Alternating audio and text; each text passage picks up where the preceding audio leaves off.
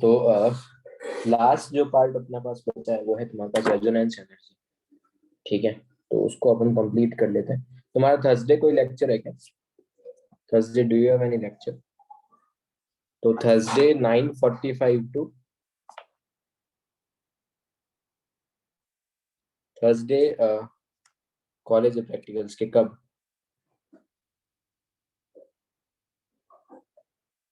अरे क्या टाइमिंग पे? टिल 2 अटेंड करना जरूरी है।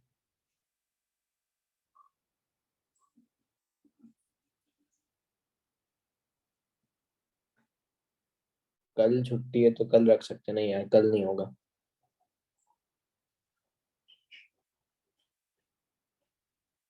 मैं मुझे डाउट्स लेने हैं, तो अगर तुम्हारा डाउट्स है तो तुम वो चीज अटेंड कर सकते हो अकोला बैच के साथ।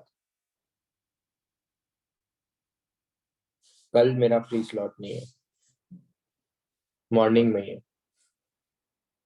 मतलब मैं कोई लेक्चर नहीं रख रहा, मैं अगर तुम्हारा जो भी डाउट्स है थर्मोडायनेमिक्स के वो तुम पूछ सकते हो, या तो तुम आज पूछ लो लेक्चर के बाद, नहीं तो थर्सडे एक और स्लॉट है तो उस टाइम तुम पूछ सकते हो। जो भी तुमको कन्वीनियंट लगे उसके अकॉर्डिंग देख लेना, मैं कोई आगे पढ़ा नहीं रहा हूँ उसका। ठीक है, कौन सा स्लॉट? आई थिंक 9:45 वाला स्लॉट है। Let me confirm it first.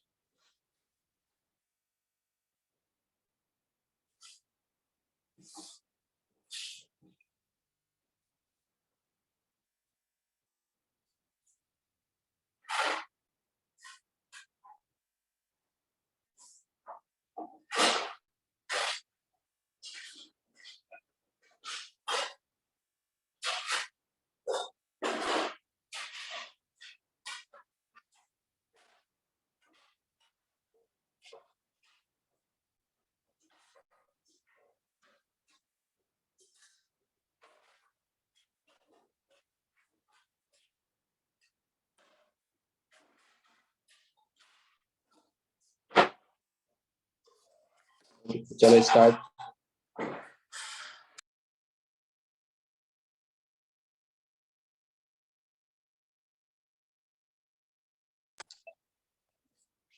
तो next, whenever two or more double bonds are in conjugations, there is possibility of delocalization of electrons through the conjugations। मतलब वहां पर इलेक्ट्रॉन्स का क्या होगा, तुम्हारे पास delocalization होगा।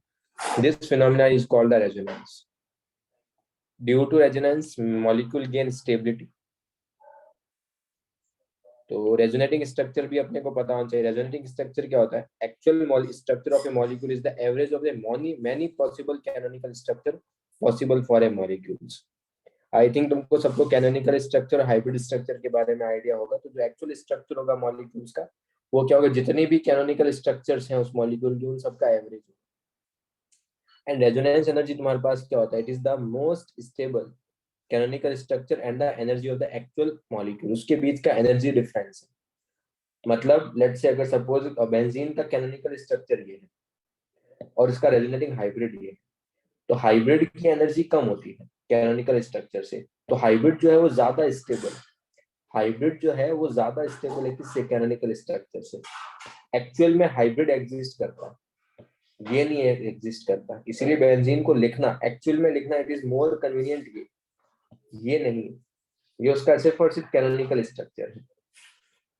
तो बेंजीन की अगर जितनी भी कैनोनिकल स्ट्रक्चर्स होगी वो सारी की सारी तुम्हारे पास इसी फॉर्मेट में होगी। इसी फॉर्म मैंने एक बार 3 डबल बॉन्ड्स यहाँ बना के रखे, एक यहाँ पर है, एक यहाँ पर डबल बॉन्ड है, फिर यहाँ पर है, फिर यहाँ पर। इसका एक और कैनोनिकल स्ट्रक्चर में यहाँ डबल बॉन्ड है, यहाँ डबल बॉन्ड है, और यहाँ सॉरी, और यहाँ डबल बॉन्ड। ठीक है। तो इसका मतलब तुम्हारे पास जो रेजोनेंस एनर्जी है वो तुम्हारे पास क्या है? दैट इज द के हाइब्रिड का एनर्जी कितना है माइनस कैनोनिकल का एनर्जी कितना है। कैनोनिकल में भी जो सबसे ज्यादा स्टेबल है ना, उसका एनर्जी कितना है। यहाँ पर दोनों की एनर्जी सेम है। इट माइट बी पॉसिबल कि लेट से इसका एक कैनोनिकल स्ट्रक्चर ये है और एक और कैनोनिकल स्ट्रक्चर लेट्स अज्यूम जिसका एनर्जी जो है इससे ज्यादा है। फर्स्ट लेट से ये है, सेकंड वाला जो है उसका एनर्जी उससे भी ज्यादा है। तो डिफरेंस क्या होगा? रेजोनेंस एनर्जी ये वाला डिफरेंस होगा या फिर जो सेकंड वाले के साथ डिफरेंस होगा वो वाला डिफरेंस होगा? फर्स्ट वाला डिफरेंस होगा, यस। ठीक है, तो वो चीज ध्यान रखना, वही स्टेटमेंट यहाँ पे लिख के रखा है। Resonance energy is the energy difference the most stable chemical structure. Canonical structure let से बहुत सारी पॉसिबल, उसमें से सबसे ज्यादा स्टेबल किस कौन है, और जो सबसे ज्यादा स्टेबल होगा तो उसकी लेस एनर्जी होगी। And the energy of actual molecule मतलब रेजोनेटिंग हाइब्रिड, इन दोनों के बीच का जो डिफरेंस होगा ना उसको बोलेंगे रेजोनेंस एनर्जी।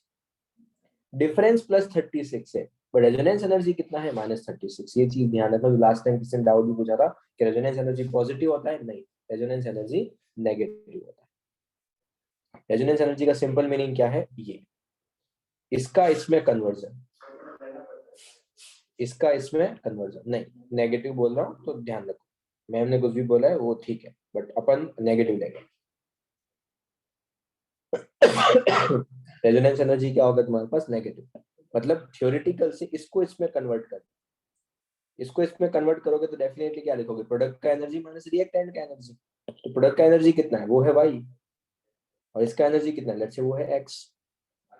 तो ये y माइनस एक्स, एक्चुअल हाइब्रिड का structure minus most stable canonical का energy.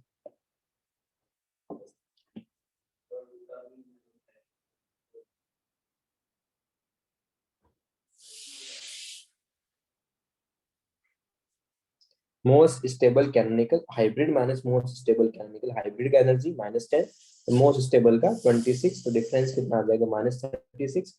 This is the exothermic, this is the negative. Clear? कौन ज्यादा स्टेबल है, कैनोनिकल या हाइब्रिड? कौन ज्यादा स्टेबल है, कैनोनिकल या हाइब्रिड? हाइब्रिड। तो हाइब्रिड को ब्रेक करना इजी होगा या डिफिकल्ट होगा, कैनोनिकल की कंपैरिजन में? हाइब्रिड को ब्रेक करना डिफिकल्ट होगा, वेरी गुड। तो वही सेम चीज यहाँ पर लिख के रखी है कि लेट्स से यहाँ पर एक रिएक्शन हो रहा है, consider reaction B+C, consider a reaction B और D में क्या हो रहा है, मॉलिक्यूल में रेजोनेंस हो रहा है। तो रिमेंबर दैट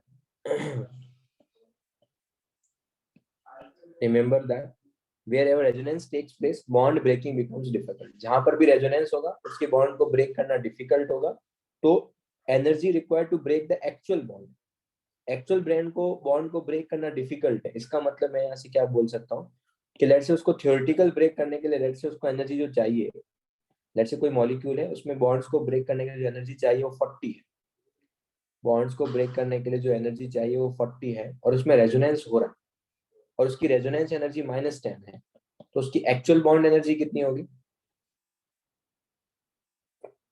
उसकी जो थ्योरेटिकल वैल्यू है 40 है, उसकी रेजोनेंस एनर्जी जो है वो -10 है, एक्चुअल कितना होगा, 50 होगा, ये ध्यान रखना। एक्चुअल वाला डेफिनेटली यार 40 से ज्यादा होगा ना जानवी, 30 थोड़ी होगा। मैं क्या बोल रहा हूँ, रेजोनेंस के कारण तुम्हारे पास मॉलिक्यूल और स्टेबल होगा तो उसको ब्रेक करना और डिफिकल्ट है। तो अगर थ्योरेटिकली ब्रेक करने के लिए अगर 40 एनर्जी चाहिए और उसका रेजोनेंस एनर्जी लेट्स से तुम्हारे पास -10 है, तो एक्चुअल में कितना रिक्वायर्ड होगा, तुमको 50 रिक्वायर्ड होगा उस बॉन्ड को ब्रेक करने के लिए। यस तो वो चीज ध्यान रखनी है अपने को बस।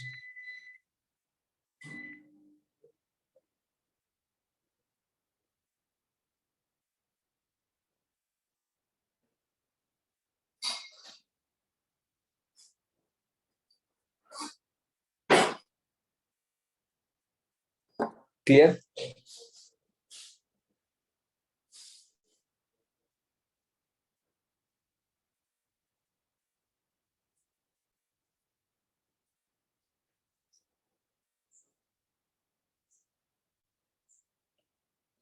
दिस थ्योरेटिकल से अपन एक्सपेरिमेंटल फॉर्म करें, this is the actual hybrid, this is the actual hybrid और this is the most stable canonical structure. तो मतलब इसका कन्वर्जन कैनोनिकल का या थ्योरेटिकल का, कैनोनिकल मतलब ये थ्योरेटिकल, थ्योरेटिकल ये है, एक्सपेरिमेंटल या एक्चुअल ये है। तो थ्योरेटिकल का तुमको कन्वर्जन करना है एक्सपेरिमेंटल में, तो उसको क्या बोलते हैं तुम्हारे पास, रेजोनेंस एनर्जी। तो अगर लेट्स से क्या मैं इसको ऐसा लिख सकता हूँ कि resonance energy is equals to formation of experimental का माइनस फॉर्मेशन ऑफ थ्योरेटिकल का। यस, अगर मुझे कंबर्शन लिखना है तो कंबर्शन क्या लिखो, एक्सपेरिमेंटल माइनस थ्योरेटिकल या थ्योरेटिकल माइनस एक्सपेरिमेंटल? अगर मुझे कंबशन लिखना है तो क्या लिखूंगा, थ्योरेटिकल माइनस एक्सपेरिमेंटल या experimental minus theoretical? Theoretical minus experimental, yes. अब एक और चीज सुनो ध्यान से, जिसका कंबशन तुम करते हो वो कहाँ आता है, रिएक्टेंट साइड या प्रोडक्ट साइड? जिसका तुम कंबशन करते हो वो कहाँ आता है, रिएक्टेंट साइड या प्रोडक्ट साइड? रिएक्टेंट साइड, ठीक है। एंड ठीक है, एंड एक और चीज, जिसका कंबशन अगर तुम करोगे तो वो कहाँ आएगा तुम्हारे पास, रिएक्टेंट साइड। एक और चीज, और जिसका हाइड्रोजिनेशन करते हो, जिस भी मॉलिक्यूल का हाइड्रोजिनेशन करते हो वो कहाँ आता है, रिएक्टेंट साइड या प्रोडक्ट साइड? वो भी रिएक्टेंट साइड आता है, यस। इसका मतलब अगर मैं कंबशन के लिए क्या लिखूंगा, कंबशन के लिए अगर मैं थ्योरेटिकल माइनस एक्सपेरिमेंटल लिखूंगा, तो अगर मेरे को एग्जाम में हाइड्रोजनेशन दे के रखा है थ्योरेटिकल का एंड एक्सपेरिमेंटल का, तो उसके लिए भी मैं थ्योरेटिकल माइनस एक्सपेरिमेंटल करूंगा, यस और नो? फॉर्मेशन में क्या करना है, product minus reactant, but combustion में हाइड्रोजनेशन में क्या करना है, reactant minus product, because both are on the reactant side. Clear?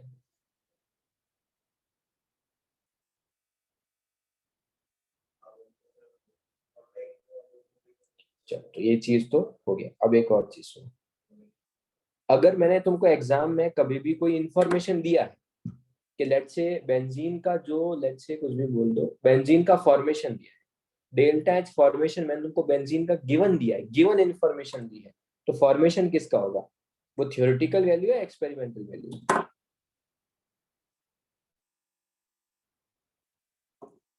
Okay good. अगर मैं कोई भी इंफॉर्मेशन तुमको गिवन दे रहा हूँ एग्जाम में, इसका मतलब एक्सपेरिमेंटल है। एक्सपेरिमेंटल को तुम पेपर पे फाइंड आउट नहीं कर सकते हो, जो तुम पेपर से कैलकुलेशन करते हो, जो अपन अभी पेपर पे कैलकुलेशन करेंगे वो थ्योरेटिकल कैलकुलेशन होगा।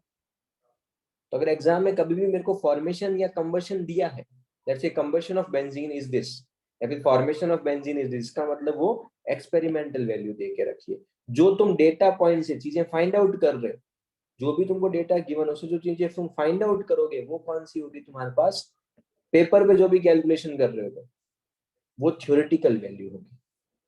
जैसे कि NaCl, NaCl का मॉलिक्यूलर वेट कितना होगा, NaCl का मॉलिक्यूलर वेट कितना है,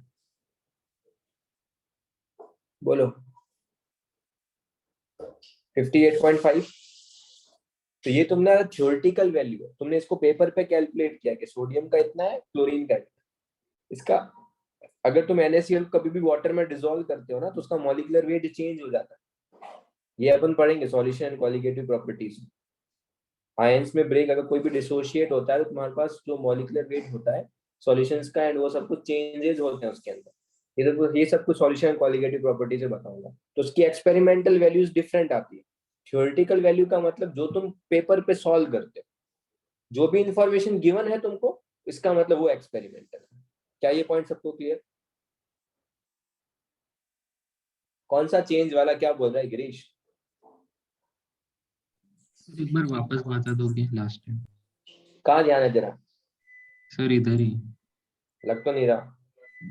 सर आपने जो बोला ना NaCl का चेंज हो जाता है, तो फिर वो वाला एक्सपेरिमेंटल हो गया। मैं बोल रहा हूँ अगर एग्जाम में कोई इंफॉर्मेशन गिवन है, लेट्स से मेरे को बोला है कि formation of benzene is 50, let's say, तो इसका मतलब इसका फॉर्मेशन दिया है मुझे, समझा? Okay sir. और अगर लेट्स से मुझे बॉन्ड डिसोसिएशन कार्बन कार्बन का दिया है, C single bond C, C double bond C, C H सब कुछ देख के रखा है, तो क्या मैं इसका फॉर्मेशन निकाल सकता हूँ? यस। तो जो भी मेरे को इंफॉर्मेशन दी होगी, कोई डिफरेंट इंफॉर्मेशन, बॉन्ड एनर्जी की या जो भी इंफॉर्मेशन, उससे मैं इसका फॉर्मेशन निकालूंगा, मैं ये निकालूंगा पेपर पे। और हाँ ये सर। अगर इंफॉर्मेशन कोई भी गिवन होगी ना, तो एक्सपेरिमेंटल वैल्यू अच्छा ओके सर, अब समझा। गिवन करो।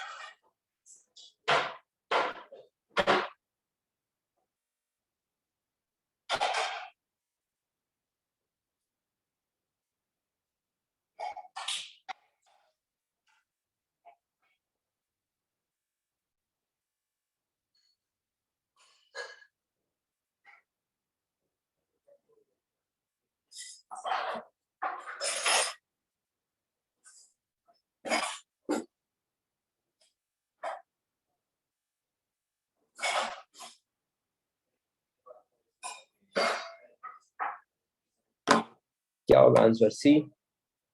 सी। यस। कैसे देखो, ये मेरे को इथीन का मतलब एक डबल बॉन्ड का मेरे को हाइड्रोजनेशन देख के रखा है। एक डबल बॉन्ड का हाइड्रोजनेशन अगर x1 है तो 3 का कितना होगा? वो 3x1 हो जाएगा। यस। तो ये हाइड्रोजनेशन का थ्योरेटिकल वैल्यू आ गया। और मेरे को, मैं वही बोल रहा हूँ, गिवन इन्फॉर्मेशन बेंजीन बोला है, अगर मेरे को कभी भी बोला है कि हाइड्रोजनेशन बेंजीन का मतलब, फिर मैं ये लूंगा यार, ये वाला। ठीक है। और ये 3x1 मैंने किसका निकाल लिया? ये मैंने 3x1 निकाल लिया 3 डबल बॉन्ड का हाइड्रोजनेशन। इथीन का कितना है? x1 है, अपने पास 3 डबल बॉन्ड का हाइड्रोजनेशन करना है तो वो कितना होगा? 3x1 होगा। तो ये अगर x1 इथीन का है, 3x1 इसका हो जाएगा। और हाइड्रोजनेशन क्या करूंगा मैं? थ्योरेटिकल माइनस एक्सपेरिमेंटल करूंगा। तो थ्योरेटिकल माइनस एक्सपेरिमेंटल करूंगा तो क्या आएगा? This minus this. यस।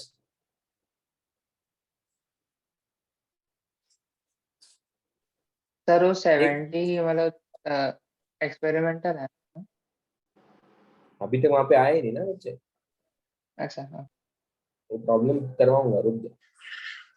समझ में आया सबको ये चीज?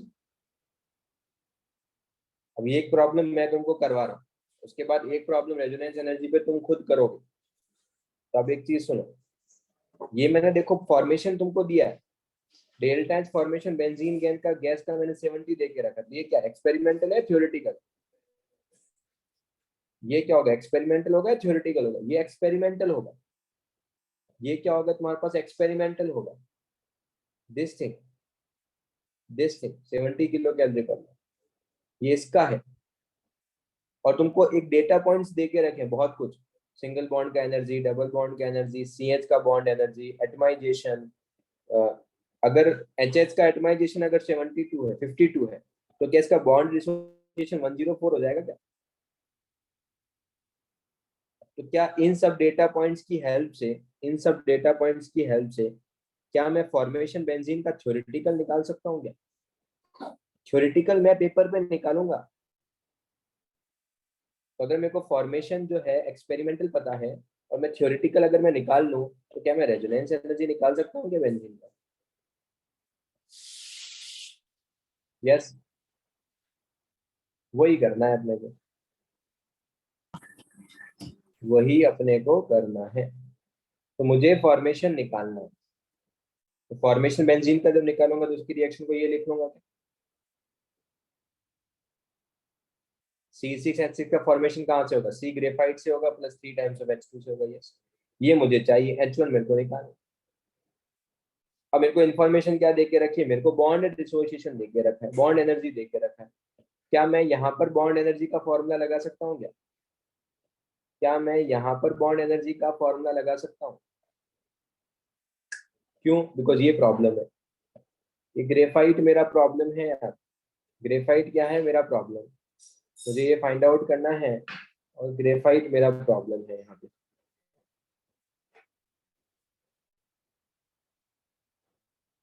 इसके लिए उसने ग्रेफाइट का एटमाइजेशन दे के रखा है, delta atomization of C graphite मुझे दे के रखा है। तो सी ग्रेफाइट का एटमाइजेशन मतलब सी ग्रेफाइट से सी गैस बने, वो 170। अब बताओ, हाँ ग्रेफाइट को गैस में कन्वर्ट कर दिया ना बच्चे, उसके लिए एटमाइजेशन देके रखा है 170।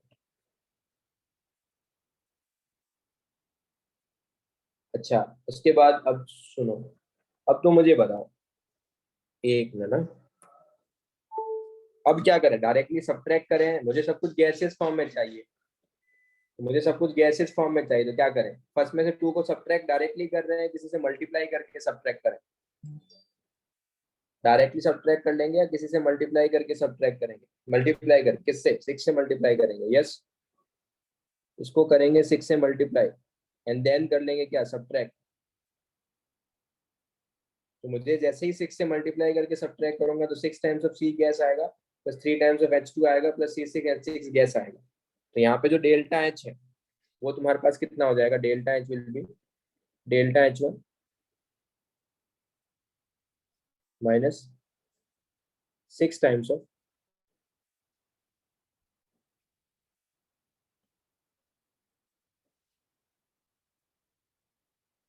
171, ये क्लियर है?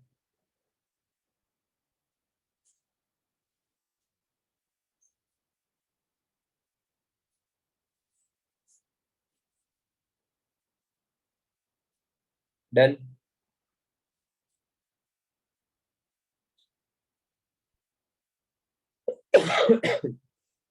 अब क्या मैं यहाँ पे बॉन्ड एनर्जी का फॉर्मूला लगा सकता हूँ? यहाँ से क्या लिख सकते हैं अपन?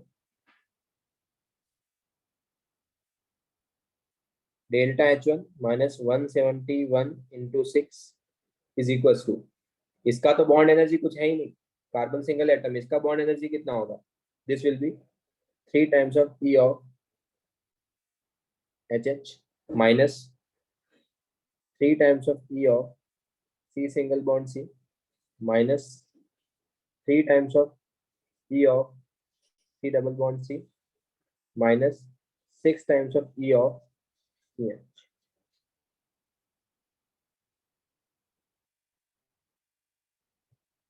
क्लियर?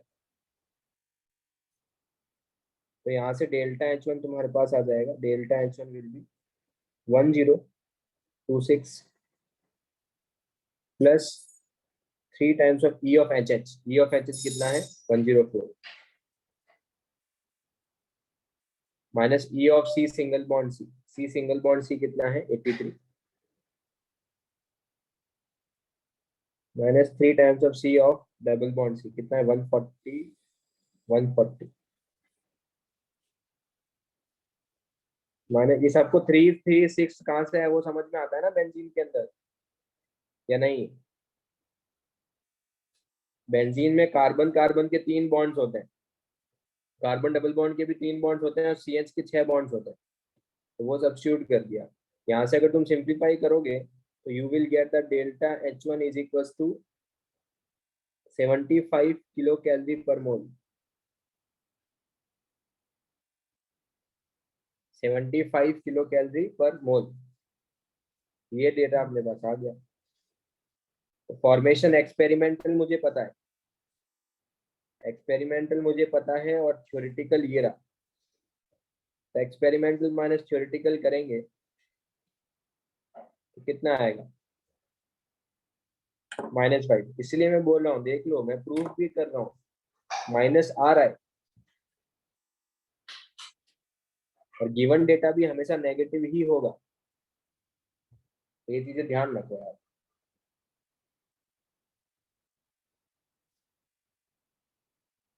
क्लियर? मैं कोई रैंडम तुमको वो नहीं बोला कि रेजोनेंस एनर्जी हमेशा पॉजिटिव होगा, मैम ने डिफाइन अलग तरीके से करके रखा होगा। अब लैटिस एनर्जी, तुम लैटिस एनर्जी अगर एक्चुअल में देखोगे तो उसका जो डेफिनेशन है वो नेगेटिव वाला है, पर अगर तुम लैटिस को ब्रेक करोगे तो तुम उसको उल्टा डिफाइन करोगे तो देखो कि मैम ने रेजोनेंस एनर्जी डिफाइन कैसे किया है। तो डेफिनेशंस के अकॉर्डिंग फिर उन्होंने पॉजिटिव बोल के रखा, उसको उन्होंने उल्टा डिफाइन किया होगा। जिस तरीके से लैटिस भी पॉजिटिव और नेगेटिव डिपेंड करता है ना, कि अगर सपोज मैंने ये लिखा है कि लेट से मैं NaCl सॉलिड को ब्रेक कर रहा हूँ उसके गैसियस आयंस में, लोग इसको भी लैटिस एनर्जी ही बोलते हैं, पर इसमें क्या होगा? पॉजिटिव होगा डेल्टा एच या नेगेटिव होगा? इसमें पॉजिटिव होगा लैटिस एनर्जी। पर अगर सपोज मैं उल्टा डिफाइन करूं उसको कि गैसियस आयन से तुमको 1 मोल NaCl सॉलिड फॉर्म करना है, तो फिर क्या होगा? नेगेटिव होगा। तो इसलिए वो गलत कोई नहीं है, ये मत सोचना कि मैंने गलत बताया, ऐसा कोई सीन नहीं है। ठीक है? And one more thing, 30 questions, most probably 30 questions will be based on the, जो भी मैंने ट्रैक पढ़ा है अब तक उसमें से भी majority of the problem, 2/3 problem will be based on the gases state and the thermodynamics. Remaining जितने भी 10 8 9 problems will be based on the जो प्रीवियस स्टार्टिंग के 4 चैप्टर्स थे, mole, atomic, periodic and the chemical bonding. 30 problems will be based on the physical and inorganic chemistry. GOC कब पढ़ा है? अरे मैं पढ़ाता हूँ क्या जीओसी प्रथमेश? तो फिर रिमेनिंग प्रॉब्लम कितनी रही? 15। तो वो ऑर्गेनिक का होगा, मुझे नहीं पता ऑर्गेनिक का क्या सीन है, कौन बना रहा है क्या है, मैंने तुमको 30 प्रॉब्लम्स का इंफॉर्मेशन दे दिया और majority portion will be based on the gases state and the thermodynamics. Paper is on the easier side. मतलब जो तुम्हारा थर्मोडायनामिक्स के क्वेश्चंस तो और भी जो तुम्हारा टीडब्ल्यूटी था उससे भी इजी है. क्लास में उससे अच्छे प्रॉब्लम्स किए तो प्लीज बी अटेंटिव एंड जो भी नोट्स में है, जो भी नोट्स में चीजें बताई उसको ढंग से करो.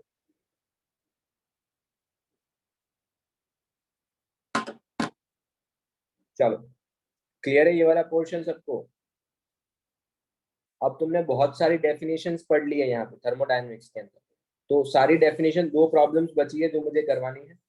उससे पहले जितनी भी डेफिनेशंस अभी नेक्स्ट ईयर कौन सा, you only teach the organic, next year कौन सा नहीं पता.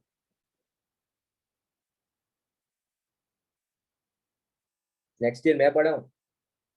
नेक्स्ट ईयर क्यों बोल रहे हो, मतलब 12th में बोल रहे हो. अच्छा उस पर बाद में डिस्कशन करते हैं, अभी रिकॉर्डिंग है तो लेट्स सी, उसको थोड़ा होल्ड पे रखते हैं. ठीक है चलो.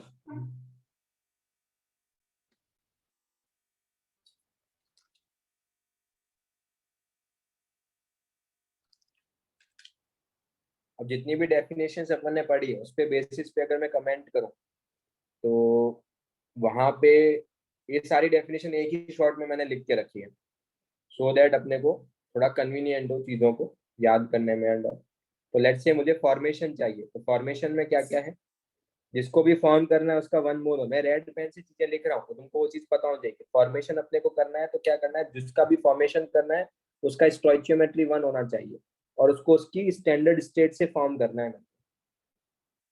Most stable natural occurring form होनी चाहिए, वहां से मुझे फॉर्म करना है. इसको बोलते हैं enthalpy of formation.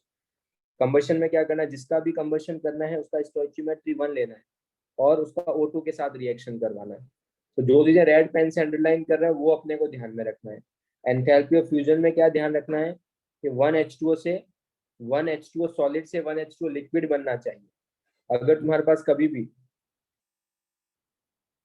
2H2O solid से 2H2O लिक्विड बन रहा है, इसका मतलब ये तुम्हारे पास एंथैल्पी ऑफ फ्यूजन नहीं है. ये एंथैल्पी ऑफ फ्यूजन नहीं है. एंथैल्पी वेपराइजेशन में क्या होना चाहिए, ये भी 1 से क्या बनना चाहिए, लिक्विड को गैस में कन्वर्ट करना है बट 1 स्टोइचियोमेट्री दोनों का होना चाहिए. सब्लिमेशन में भी क्या होना चाहिए, I2 जो सॉलिड है उसको I2 गैस में कन्वर्ट करना है, वो भी क्या होना चाहिए, 1 होना चाहिए. एटमाइजेशन में क्या होना चाहिए, ये तुम्हारे पास 1 होना चाहिए और साथ ही साथ इसका गैसियस फॉर्म होना चाहिए और साथ ही साथ नेचुरल अकिंग फॉर्म से भी होना चाहिए. अगर कार्बन का मुझे एटमाइजेशन लिखना है तो कार्बन का एटमाइजेशन का मतलब मुझे कार्बन का गैसियस एटम्स चाहिए, किससे, उसकी most stable natural occurring form graphite से. तो ये उसका एटमाइजेशन हो गया, किसका, कार्बन का. एंथैल्पी ऑफ रिएक्शन मतलब किसी भी रिएक्शन का एंथैल्पी, उसको एंथैल्पी ऑफ रिएक्शन जितनी भी तुमने ऊपर पढ़ी, ऊपर जो 6 पढ़ी है नीचे जो 6 पढ़ोगे उन सबको एंथैल्पी ऑफ रिएक्शन बोल सकते हो. न्यूट्रलाइजेशन में क्या होना चाहिए, इनडायरेक्टली एक H+ OH- के साथ रिएक्ट करके H2O फॉर्म करना चाहिए. कितने H2O बन रहे हैं वो अपने को ध्यान में रखना है. H2O कोफिशिएंट शुड बी 1, उसको बोलते हैं न्यूट्रलाइजेशन, एसिड प्लस बेस वाला रिएक्शन. आयोनाइजेशन में गैसियस एटम होना चाहिए, उसका स्टोइचियोमेट्री 1 होना चाहिए, इलेक्ट्रॉन को रिमूव करना है. यहाँ इलेक्ट्रॉन गेन एंथैल्पी में अगेन गैसियस एक इलेक्ट्रॉन को गेन करवाना है. लैटिस एंथैल्पी देखो कैसे डिफाइन किया है, लैटिस को ब्रेक किया है तो यहाँ पर लैटिस एंथैल्पी क्या होगा, यहाँ पे लैटिस एनर्जी क्या होगा तुम्हारे पास, पॉजिटिव. अरे गिरीश नेगेटिव कहाँ से होगा, सर नेगेटिव उल्टा होगा क्या? तू बता. NaCl सॉलिड को तू ब्रेक कर रहा है तो तू एनर्जी प्रोवाइड करेगा, रिलीज होगी वहां पे एनर्जी. हाँ सर, तो फिर positive. Positive. Bond dissociation energy HCl का, बॉन्ड का मतलब बॉन्ड्स को गैसेस एटम्स में ब्रेक करना है, इसको भी तुम बॉन्ड डिसोसिएशन बोल सकते हो. Enthalpy of solution, NaCl solid में तुम एक्सेस ऑफ H2O डालना है, कितना भी डाल सकते हो और तुम्हारी मर्जी के ऊपर है. तुमको अगर H2 एक्सेस नहीं लिखना है तुम 800 डाल दो, तुम 700 H2 डाल दो, जो तुमको कन्वीनियंट लगे वो तुम लिख सकते हो. एंथैल्पी ऑफ हाइड्रेशन बता चुका हूं मैं, fix number of water molecules, या फिर Na+ गैसेस आयंस को ही मैंने गैस के लिए डिफाइन करके रखा, तो उसको एक्वस में कन्वर्ट करना है, कि गैसियस आयंस को उसको एक्वस में कन्वर्ट करना है। एंथैल्पी ऑफ मिक्सिंग बताइए, क्लियर? ये सारा डेफिनेशन एक ही बार में हो गया अगर एग्जाम में, मतलब देखो थर्मोकेमिस्ट्री में क्या है, तो एक चीज ये तो समझ में आता है ना कि अगर तुमने रिएक्शन लिखना सीख लिया तो प्रॉब्लम को सॉल्व करना is not a big deal, सिर्फ तुमको ऊपर नीचे सफल करना है बस। तो रिएक्शन लिखने के लिए डेफिनेशन पता होना चाहिए कि कौन सा कहाँ पर वन है, कहाँ पर किसको किससे फॉर्म करना है, बस वही चीज। और 3 फॉर्मूले हैं, अगर सबका फॉर्मेशन दिया है तो किसी भी रैंडम रिएक्शन का अगर तुमको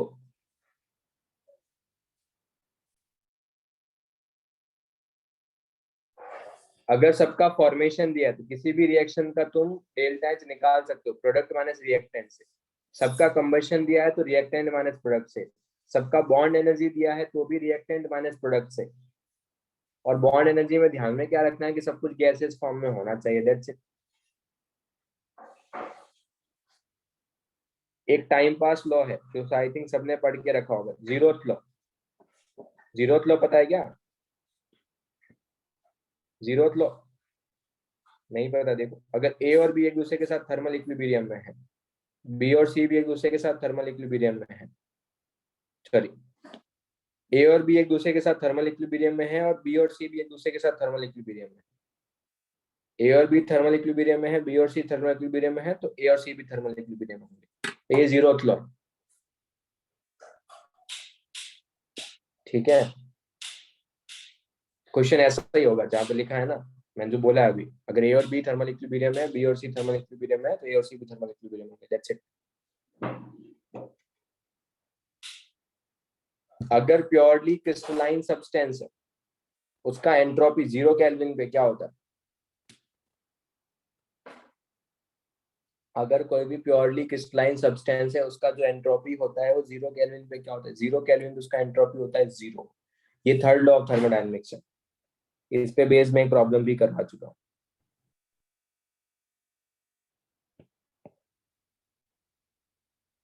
yes, the entropy of perfectly crystal of all pure substance and compound is 0 at the absolute 0 temperature।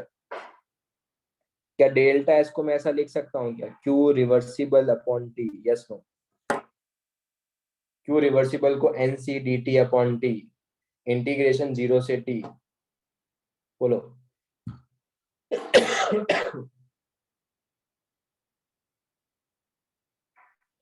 और एक और चीज, मतलब ये चीज में इस पे बेस एक प्रॉब्लम भी करवा चुका हूं मैं। यस, एंट्रोपी एट 0 केल्विन कितना होता है? 0। सॉलिड, लिक्विड और गैस में से किसका एंट्रोपी ज्यादा है? गैस का। गैस का टेम्परेचर कम करूंगा तो एंट्रोपी क्या होगा? बढ़ेगा या कम होगा? टेम्परेचर कम करने पे एंट्रोपी कम होगा। तो ये लो, ये तुम्हारा गैस का तुम एंट्रोपी कम कर रहे हो। उसके बाद ये क्या कर रहे हैं? ये सडन डिक्रीमेंट हो रहा है यार, उसका एंट्रोपी में सडन डिक्रीमेंट हो रहा है। इसका मतलब ये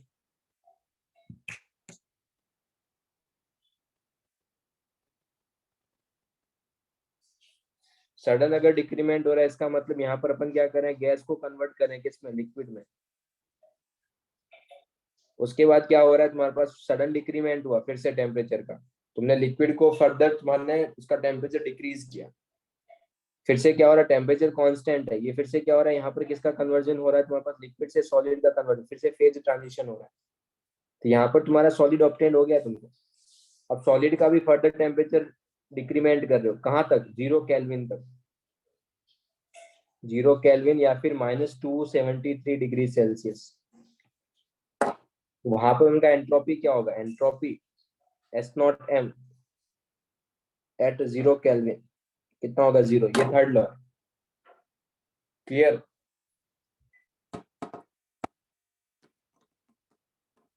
पक्का? चलो, मैं तुमको Born Haber cycle chemical bonding में पढ़ा चुका हूँ। यस, एच क्या होता है? स्टेट फंक्शन है, पाथ फंक्शन है एच? एच क्या है? State function, path function?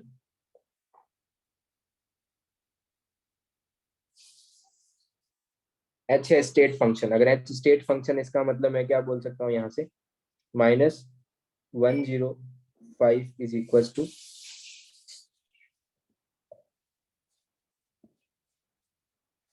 -105 is equal to 20.5 plus 96 plus 28.75 plus x minus 159.5। Yes, क्या यहाँ से मैं x निकाल सकता हूँ? क्या यहाँ से x फाइंड आउट कर सकते हैं? कर लो तो खत्म।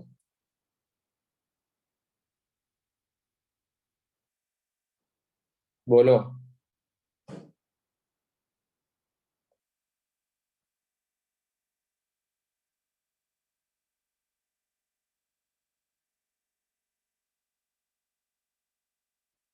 तो ये हो गया, मतलब इतना ही। अब तुम एक चीज देखो, तुमको क्या देख के रखा है? Calculate the enthalpy of combustion of benzene, find out करना है। इसका मतलब कौन सा फाइंड आउट करना पड़ेगा अपने को? डेटा पॉइंट देख के रखे हैं कुछ तो डेटा पॉइंट से क्या फाइंड आउट कर सकते हो? डेटा पॉइंट से क्या फाइंड आउट कर सकते हो? अलग अलग फॉर्मेशन और ये सब कुछ डेटा देख के रखे हैं तुमको। इसकी हेल्प से क्या थ्योरेटिकल फाइंड आउट कर सकते हैं? तो तुम कंबशन क्या कर सकते हो? थ्योरेटिकल फाइंड आउट कर सकते हो बेंजीन का, और रेजोनेंस एनर्जी देख के रखा है। तो क्या तुम एक्सपेरिमेंटल भी फाइंड आउट कर पाओगे बाद में? डेटा पॉइंट से कभी भी एक्सपेरिमेंटल नहीं मिलेगा, वो थ्योरेटिकल मिलेगा। तो क्या मुझे यहाँ से डेल्टा एच कंबशन जो है, क्या मैं एक्सपेरिमेंटल फाइंड आउट कर सकता हूँ? अब मेरे को कंबशन का डेटा देखा, मतलब मेरे को थ्योरेटिकल का कंबशन का थ्योरेटिकल डेटा फाइंड आउट करना है। मुझे रेजोनेंस एनर्जी देख के रखा है, तो रेजोनेंस एनर्जी अगर मैं कंबशन के फॉर्म में लिखूंगा तो क्या लिखूंगा? ये क्या मैंने सही लिखा है क्या? Theoretical minus experimental, yes no? क्या मैंने थ्योरेटिकल माइनस एक्सपेरिमेंटल सही लिखा है? यस, थ्योरेटिकल माइनस एक्सपेरिमेंटल सही लिखा है। क्लियर? अब देखो यार इसका कैसे यूज करोगे एंड ऑल। टेक 10 मिनट्स का टाइम। देखो यार, मतलब तुमको कैसे भी करके इसका कंबशन निकालना है। जिसने भी इसका कंबशन निकाल लिया with the help of these datas, तो उसका काम हो जाएगा फिर। करो।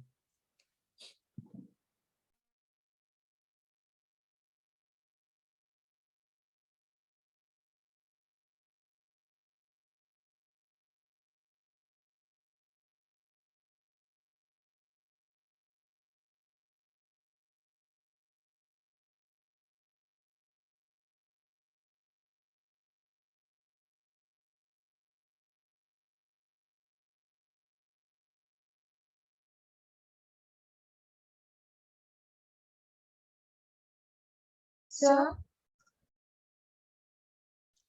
आप प्रॉब्लम दिखा सकते हैं। हाँ सर सर वो क्वेश्चन का स्क्रीनशॉट लेते हैं।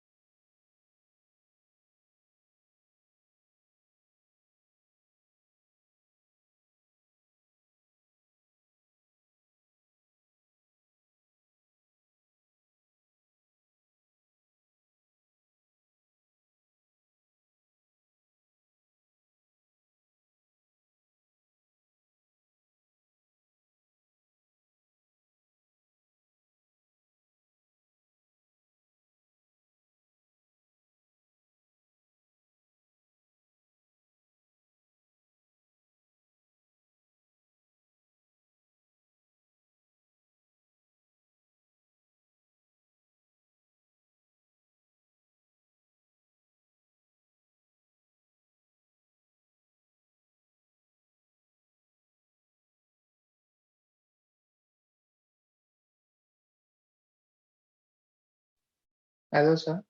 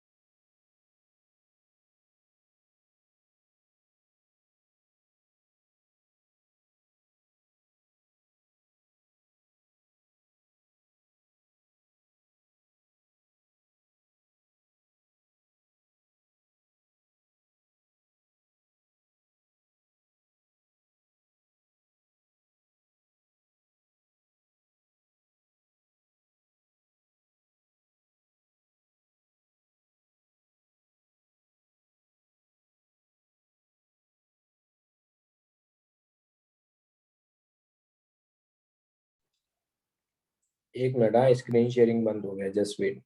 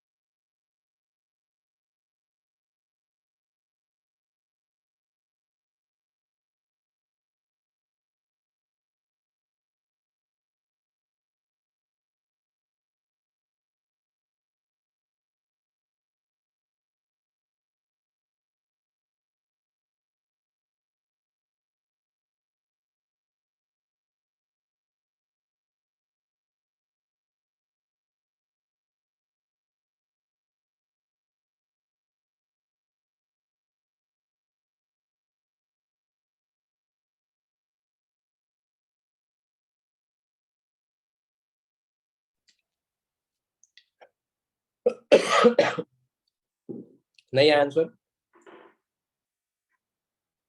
एक का ही आंसर आया महक का, और किसी का आंसर नहीं आया।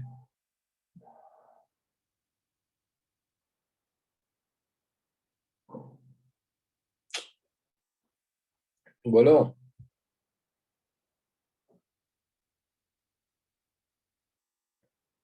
अरे नहीं हो रहा है सॉल्व या हो रहा है? लिटिल मोर टाइम, और टाइम चाहिए तेरे को? ठीक है 5 मिनट और लो, और तो क्या।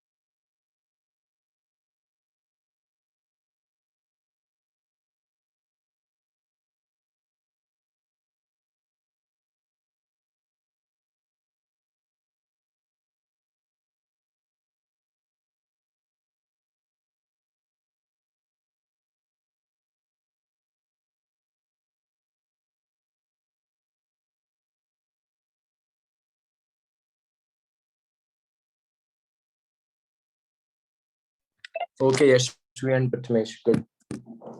महक तुम्हारे आंसर में कुछ तो 200 का डिफरेंस है।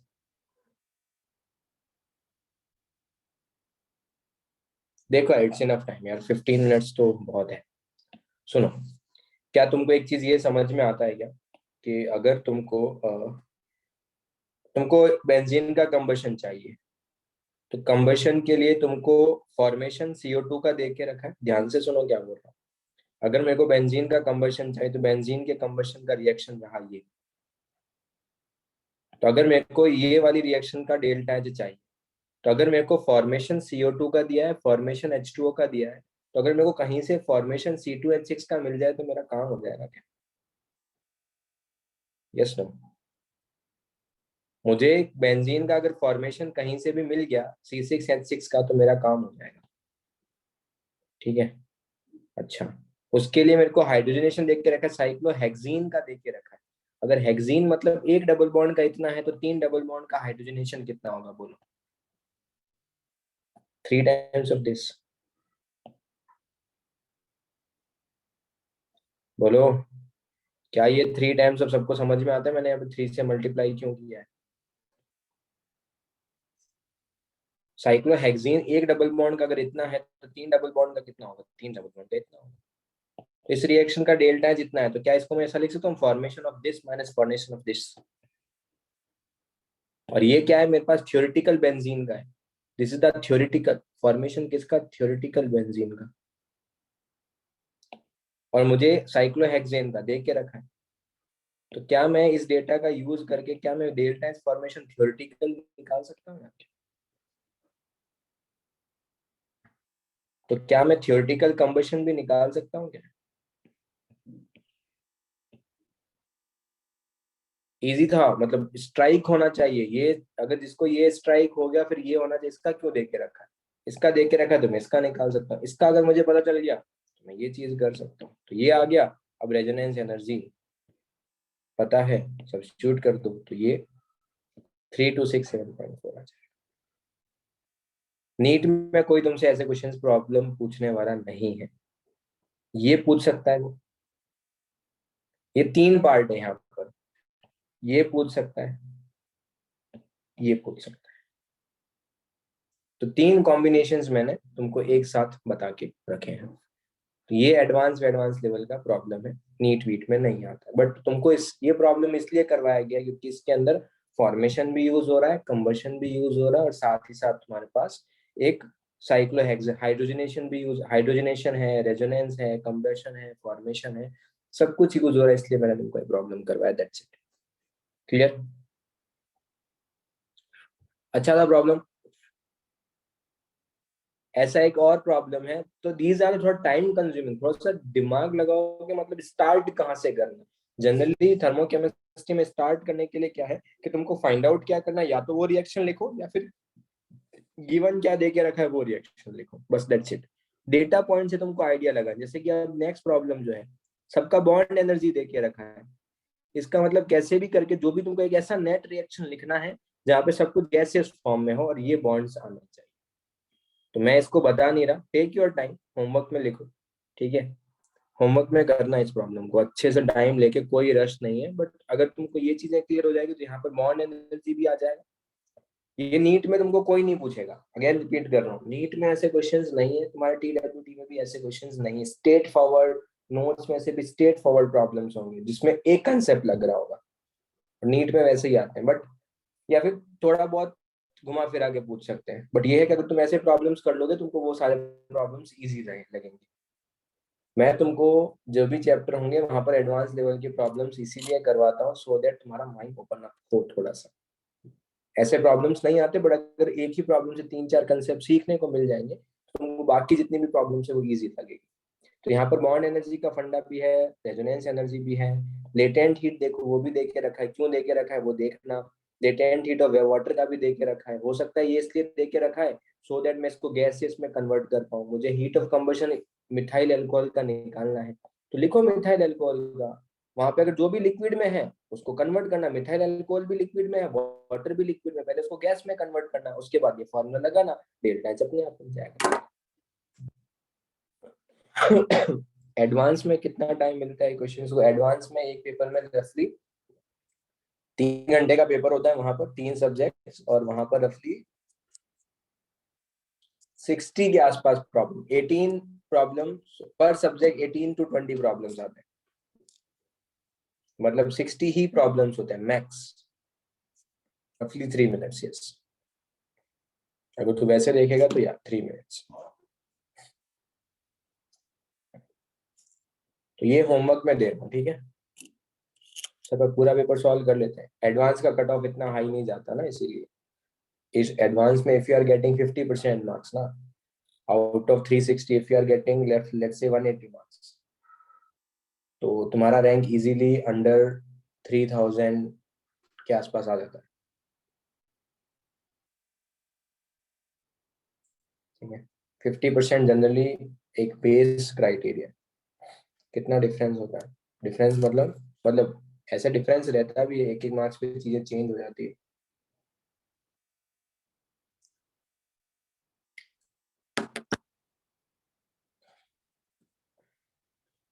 क्लियर? तो यार आज के लिए तो इतना ही है मेरे पास, तुमको जो डाउट्स है तुम पूछ सकते हो। सर एक था, मैं भेज दूं? फिर से सर सर वो हैश लॉ एक बार बता सकते हैं आप ब्रीफली? अबे हैश तू गिरीश क्या पूछता है यार? तू मुझे एक चीज, अगर तेरे को हैश लॉ नहीं पता, तुम थर्मोकेमिस्ट्री किया कैसे, मुझे ये बता।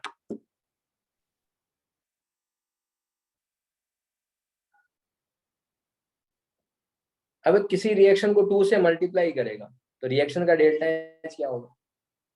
अच्छा सर, मतलब ऐसा है, ठीक हाँ, है। मतलब वो मल्टीप्लाई रिएक्शन को रिएक्शन को 2 मतलब से ऐसे मल्टीप्लाई करेगा तो डेल्टा एच भी 2 से मल्टीप्लाई होगा। हाँ सर, वो तो पता है। वही तो है, और क्या है? अच्छा सर, रिवर्स ठीक है। करेगा तो डेल्टा एच रिवर्स हो जाए, नेगेटिव हो जाएगा। ऐड करेगा, दो रिएक्शन को ऐड करेगा तो डेल्टा एच भी तेरा ऐड हो जाएगा। उसमें और क्या हाँ नया सर, बता? ठीक। सर हाँ सर एक बार आप वापस बोलोगे, हमने 119 into 3 क्यों किया? क्योंकि मैंने सिर्फ 119 लेके किया था, इसलिए मुझे थोड़ा रॉन्ग लग रहा था। अरे साइक्लोहेक्सीन एक डबल बॉन्ड का ये देके रखा है, बेंजीन में 3 डबल बॉन्ड है ना। अभी ऊपर तो करवाया ऐसा सेम प्रॉब्लम। इथीन का अगर हाइड्रोजनेशन अगर x1 है तो 3 डबल बॉन्ड का कितना होगा हाइड्रोजनेशन? 3x1 होगा ना। अच्छा हाँ ठीक है सर। तो फिर यहाँ पे साइक्लोहेक्सीन बोल दिया है उसने। हेक्सीन मतलब एक डबल एक बॉन्ड डबल का बॉन्ड, ये है, ठीक है तो सर। बेंजीन के 3 डबल बॉन्ड का कितना होगा? 3 टाइम्स होगा। जी ओके सर। तो ऊपर प्रॉब्लम में क्या वही तो किया है। Okay sir. और सर एक और चीज, शीट सिलिकेट मतलब क्या होता है? क्या हुआ? शीट सिलिकेट मतलब क्या होगा? सीड सिलिकेट मतलब ये होता है, SiO2 का स्ट्रक्चर। ये। सर वो SiO2 का स्ट्रक्चर है क्या? अरे हाँ, रुको। ठीक है सर। सिलिकेट्स, सीट सिलिकेट्स जो है वो रहते हैं ये रहा सीट सिलिकेट। ठीक है सर। ठीक है, तो जो सर बाद में आएगा कार्बन फैमिली। सर एक मैं आज केमिकल बॉन्डिंग का TWT कर रही थी, तो तो उसमें अभी मत क्वेश्चन। करो, वही बता रहा हूँ, सुनो। ये कार्बन फैमिली का है तो बॉन्डिंग में कुछ प्रॉब्लम्स ऐसे ब्लॉक्स के भी आएंगे। ठीक है तुम सर। स्किप। ठीक है सर। और सर आप थर्सडे को एक्स्ट्रा सर कभी रख रहे हो? एक्स्ट्रा में थर्सडे को अकोला बैच के साथ रख रहा हूँ। बुकलेट्स के या फिर जो भी डाउट्स हो तुम वो उस टाइम पूछ सकते सर तो वो कितने बजे? हो। 9:45 to 11:45 मॉर्निंग। ठीक है सर, तो आप वो लिंक भेज दोगे एक बार वीक पे? हाँ, ठीक है sir. Thank you sir, bye sir. या बाय। Sir hello sir. बोल। सर स्पॉन्टेनियसिटी के बारे क्वेश्चंस में डेल्टा जी भी दिया है और डेल्टा ई भी दिया है, तो सर सिर्फ डेल्टा जी से नहीं कर सकते क्वेश्चन? ऑप्शन में डेल्टा भी जी नहीं करना है ना, डेल्टा जी नेगेटिव होना चाहिए, इससे मुझे फर्क नहीं पड़ता। सर यहाँ पे दो ऑप्शंस है जिसमें डेल्टा जी नेगेटिव है, एक में डेल्टा ई 0 है और एक में वो पॉजिटिव है। क्वेश्चन भेज। ठीक है सर, ये एक चीज था। और सर मेरे को एक और क्वेश्चन में डाउट है, यहाँ पे ये लोग ने इक्विलिब्रियम कांस्टेंट दिया है। छोड़ दे उस प्रॉब्लम को अभी। Okay sir, thank you. Hmm, मैं आपको वो अभी भेज देता हूँ स्पॉन्टेनियसिटी वाला। यस।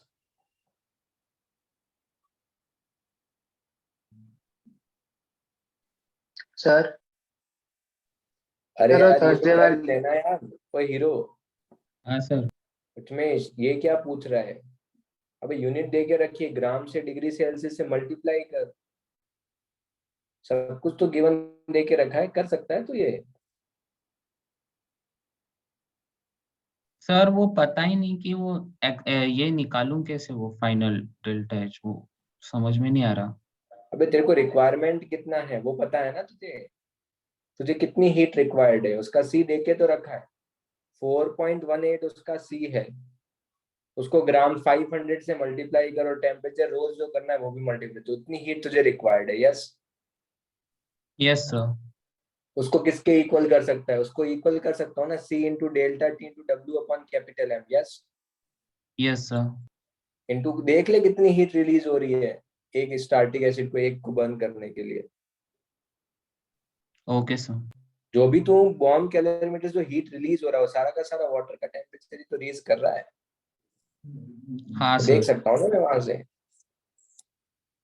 नहीं हो तो तू एक बार कर इसका अटेम्प्ट, इजी है वो, डिफिकल्ट नहीं है। नहीं हो रहा तो मेरे को बता फिर से। Okay sir. सर सर और वो जो लास्ट अरे क्वेश्चन आपने एक मिनट एक मिनट एक मिनट, क्या नाम है यार इसका? वरुण। हाँ सर। अरे ये डेल्टा ई कुछ और है। ये डेल्टा ई जो है एक्चुअल में इसने सेल बोला है ना, स्पॉन्टेनिटी ऑफ सेल। ये तो थर्मो, तो अभी डेल्टा जी ध्यान रख, डेल्टा जी नेगेटिव होता है और एक्चुअल में ई पॉजिटिव होता है। ये डेल्टा ई गलती से लिखा है, ये ई ऑफ सेल होना चाहिए। ई ऑफ सेल जो इलेक्ट्रोकेमिस्ट्री में मैं तेरे को पढ़ाऊंगा जहाँ पे डेल्टा जी का कंसेप्ट फिर से आया। ठीक ओके है, सर। तो अभी हाँ इसको सर। तू स्किप कर सकता okay sir, thank you. Sir और मॉड्यूल में एक्टिवेशन एनर्जी के ऊपर भी क्वेश्चंस थे, तो स्किप उनका कर। क्या? Okay sir. इसका सर आंसर ग्रुप में डिस्कस कर लेना, जो लास्ट प्रॉब्लम है सब लोग। Okay sir. सर हम्म आपने लास्ट तुम रात को कहीं लेजेंडरी स्पेस में चले जाते हो क्या? मैं क्यों? पूछो लोगों को, इसीलिए पूछ रहा हूँ। सर वॉइस एको हो रही है। नहीं कहाँ, बिल्कुल भी नहीं, बहुत ज्यादा। ओके सर मैं दूसरे